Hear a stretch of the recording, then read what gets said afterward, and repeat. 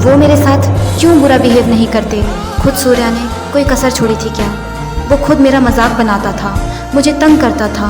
मुझे आज भी याद है, इंग्लिश का पीरियड था और वो मैम के सामने ही मुझे उल्टा बोल रहा था। तो मैम ने कहा, सूर्या ऐसे नहीं बोलते किसी को।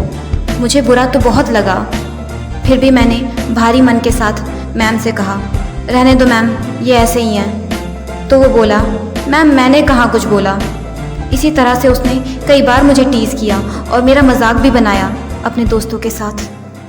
इस तरह से वो अपनी नाराज़गी जाहिर करता था। शायद वो बदला निकालता था मेरी रूडनेस का, वो रूडनेस जो सिर्फ एक दिखावा थी। मैं सिर्फ उसकी नज़र में बुरा बनने की कोशिश कर रही थी और हाँ, शायद अब मैं उसे बुरी लगने लगी थी। नफ़रत क्या मुझे मारती जितना मुझे मोहब्बत मार रही थी।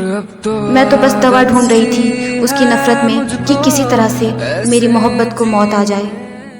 अजीब बात है, इतना कुछ सहने के बाद मेरी मोहब्बत अब भी जिंदा थी, मर ही नहीं रही थी। न जाने कैसी मोहब्बत, वो तो मेरा कभी था ही नहीं। वो तो सबका था, ख्वाहिशों के पीछे भागने वाला एक लड़का था। फिर भी न जाने मेरे दिल को वो क्यों अच्छा लगता था। मैं समझ ही नहीं पाई। मुझे उसकी मोहब्बत नहीं चाहिए थी, मुझे इन सब मामले में पड़ना ही नहीं था। फिर भी देखो ना, दिल ने मेरी नहीं मानी। मेरे दिल पे मोहब्बत के असरात होने लगे थे। दिल में आने का रास्ता तो होता है, जाने का नहीं। इसलिए इंसान जब दिल से निकलता है तो वो दिल को तोड़ के निकलता है। और मैं भी तो यही चाहती थी कि वो दिल को तोड़ के सही, लेकिन मेरे दिल से बाहर निकल जाए।